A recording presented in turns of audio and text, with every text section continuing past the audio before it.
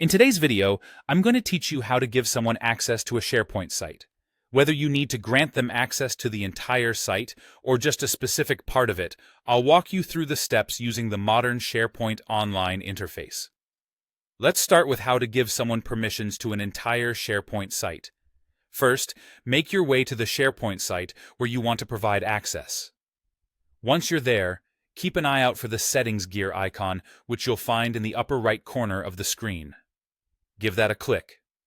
A drop-down menu will appear, and from there, select the Site Permissions option.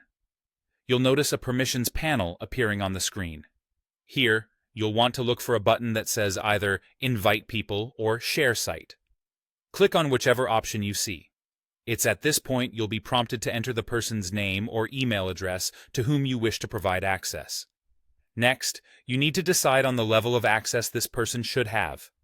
You can usually choose from options such as Read, Edit, or even Full Control, so select the one that best fits their needs. There's also a space where you can optionally add a personal message just to give them a bit more context if needed. Once you're satisfied with your selections, click on either Share or Add, depending on what the user interface displays. That's it for site-level permissions. Now, if you're aiming to provide access only to a specific section of the site, say a particular document library, a single folder, or a specific list item, the process is slightly different, but still straightforward. Start by navigating to the part of the site you're interested in. Search for a button labeled Manage Access or Share.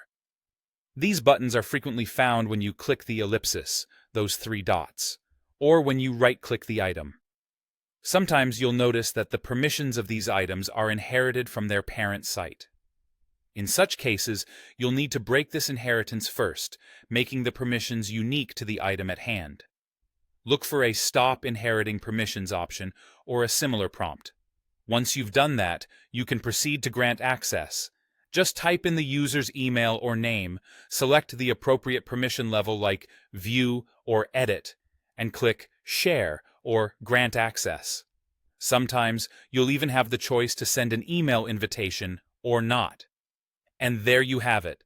Whether it's granting site-wide access or just access to a specific section, following these steps will help you manage permissions effectively in SharePoint.